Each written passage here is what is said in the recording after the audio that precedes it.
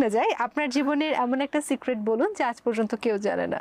আমার জীবনের এমন একটা সিক্রেট, আমি ভাতের কষ্ট করছি। কষ্টটা আমাদের শেয়ার করুন। আমার মা যখন এক প্লেট ভাত নিয়ে আসতো কাজ করে, আমরা 5 ভাই বোন সেটা খেতাম, এক প্লেট ভাত।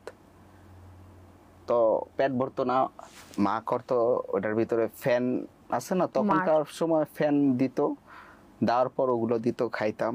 খাওয়ার পরও ক্ষুধা লাগতো, ক্ষুধা ইয়ে করতে পারি না।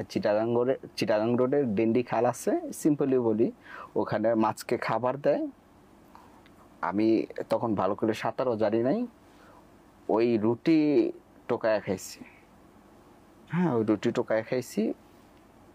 এই জন্য আমি আমার বাবাকে পৃথিবীর সবচেয়ে বেশি ঘৃণা করি। আমার বাবাকে যদি বলে আল্লাহ পাক যে তুই কি চাস, তো আমি বলবো যে আমি যখন ছোট ছিলাম আমার যে কষ্ট আমি ফিল করছি, আমার বাবারে ঠিক সেই জায়গায় নিয়ে যাক। কারণ ভাতের কষ্ট এতটা খারাপ বলার বাহিরে।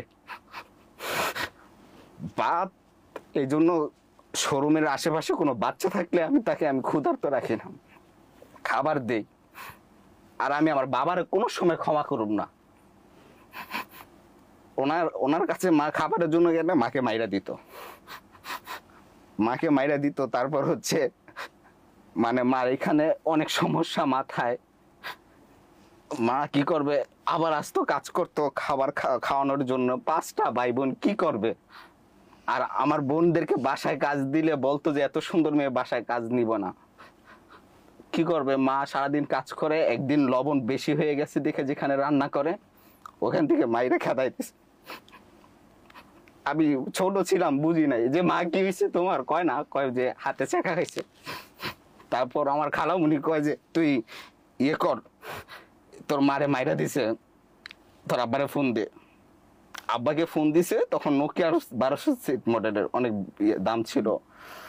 8 টাকা দিছে, আব্বার নাম্বারটা দিছে, গেছে মারে মাইরা দিছে, আব্বা আপনি আসবেন না? কয় না আসবো না, তোর মা জিত করে গেছে কেন?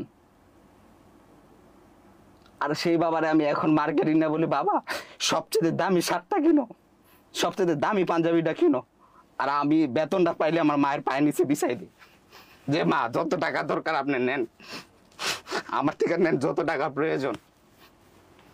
আমার মা যখন ঈদ আসে আমি আমার মাকে যথেষ্ট পরিমাণে দিই, কারণ আমি জামা কাপড়, ইভেন কি আমি আপনার